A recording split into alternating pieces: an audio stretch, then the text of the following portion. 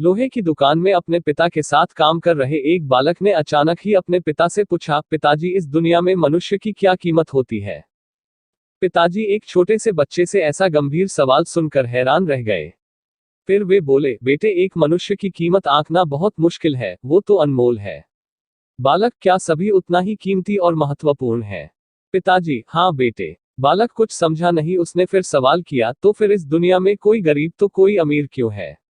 किसी की कम रिस्पेक्ट तो किसी की ज्यादा क्यों होती है? सवाल सुनकर पिताजी कुछ देर तक शांत रहे और फिर बालक से स्टोर रूम में पड़ा एक लोहे का रॉड लाने को कहा।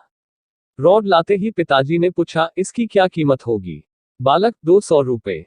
पिताजी, अगर मैं इसके बहुत से छोटे छठे कील बना दूं तो इसकी क्या कीमत हो जाएगी? बालक कुछ देर सोचकर बोला, तब तो ये और महंगा बिकेगा, लगभग 1000 रुपए का। पिताजी, अगर मैं इस लोहे से घड़ी के बहुत सारे स्प्रिंग बना दूं तो? बालक कुछ देर गणना करता रहा और फिर एकदम से उत्साहित होकर बोला, तब तो इसकी कीमत बहुत ज्यादा हो जाएगी। फिर पिताजी उसे समझाते हुए बोले, ठीक इसी तरह मनुष्य की कीमत इसमें नहीं है कि अभी वो क्या है, बल्कि इसमें है कि वो अपने आप को क्या बना सकता है। बालक अपने पिता की बात समझ चुका था। फ्रेंड्स, अक्सर हम अपनी सही कीमत आंकने में गलती कर देते हैं। हम अपनी प्रेजेंट स्टेटस को देखकर अपने आप को वैल्यूलेस समझने लगते हैं।